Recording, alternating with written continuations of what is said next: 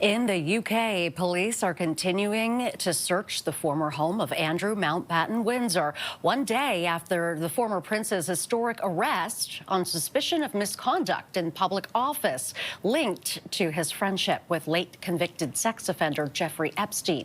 The former prince was released from custody after 11 hours last night following his arrest on suspicion of misconduct in public office. And police are still searching Royal Lodge, his 30-room former home in the parkland near Windsor Castle. The king's younger brother lived there for decades until he was evicted earlier this month after being stripped of his titles and honors. He remains under investigation. His arrest follows years of allegations over his links with Epstein. The accusation at the heart of his arrest is that the former prince shared confidential trade information with Epstein when he was a trade envoy for the UK. Mountbatten-Windsor has consistently denied any wrongdoing in his association with Epstein, but has not commented on the most recent allegations. And joining me now is CTV Royal Commentator Afua Hagan. Nice to see you, Afua. What kind of police activity is happening inside the Royal Lodge? What are they searching for?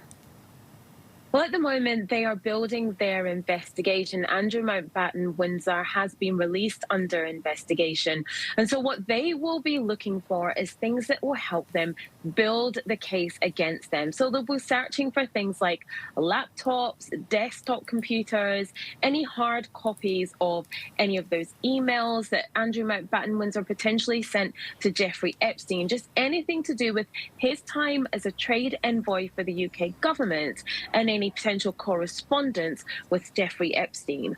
Now, the charge, the accusation against him is misconduct in public office. That's quite a high threshold to reach. You have to really prove that someone was very deliberate in what they were doing while they were in public office to do wrong. So they will be looking for as much evidence as they can possibly find to build the case against Andrew Mountbatten-Windsor. What kind of damage control is going on behind the scenes at the palace? Frenzied damage control happening over the past 24 hours and into today. We've got the royal family out on manoeuvres. They were out yesterday. The Queen had an engagement. Princess Anne had an engagement at a prison. I'm sure the irony is not lost on everybody about that, visiting a prison while her brother was under arrest. You saw King Charles III at Fashion Week yesterday. More senior royals will be out on engagements today. They are firmly sticking with the keep calm and carry on mantra. The King said as much in his statement yesterday, that they wanted to carry on doing the good work and doing their acts of service. And that's how they are getting on with things.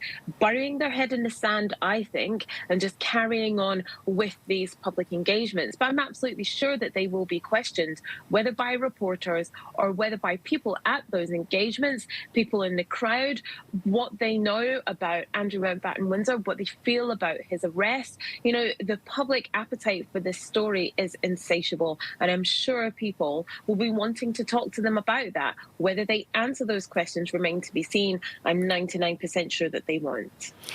Now, although Andrew has not been charged, how damaging is this to King Charles? And could he be forced to step down if Andrew is found guilty? Listen, this is damaging to King Charles III to an extent. In the statement we had yesterday, King Charles was very deliberate in the way that he talked about Andrew Mountbatten-Windsor, didn't refer to him as my brother. And so it was very much like, okay, this is his path, this is my path. Okay, yes, we might be related, but I'm also here to remind you by using Andrew Mountbatten-Windsor that his titles are in abeyance, that he's been ousted from the inner circle of the royal family, that he is over there and I am over here. And so, yes, it does reflect badly on King Charles III and the rest of the royal family, but they are making as much effort as possible to separate themselves from him. I don't think he could be forced to step down over this at the moment, but we are at the beginning of a marathon. This is a marathon, not a sprint. When it comes to this case, the arrest is just the first step. Now it's building the case. Now it's taking it to the Crown Prosecution Service, who we understand are not involved at the moment. It could be months down the line before they decide if any charges will be brought. At the moment, it's just an arrest and an accusation of misconduct in public office. So I think it remains to be seen how this plays out over the course of the next weeks and months. This is far from over, but also how the popularity of King Charles III upholds through that time. When it comes to Andrew Mountbatten-Windsor, I mean, his popularity has been in the gutter for such a long time. It couldn't really get any worse for him. But let's see how this affects the popularity of King Charles III. Andrew is known as Queen Elizabeth's favorite son. What do you think she would make of these latest revelations? Absolutely, Andrew was Queen Elizabeth II's favourite by a country mile. I think she would be shocked, but I think she would be doing the best that she could to continue to protect him. That's what she did while she was alive.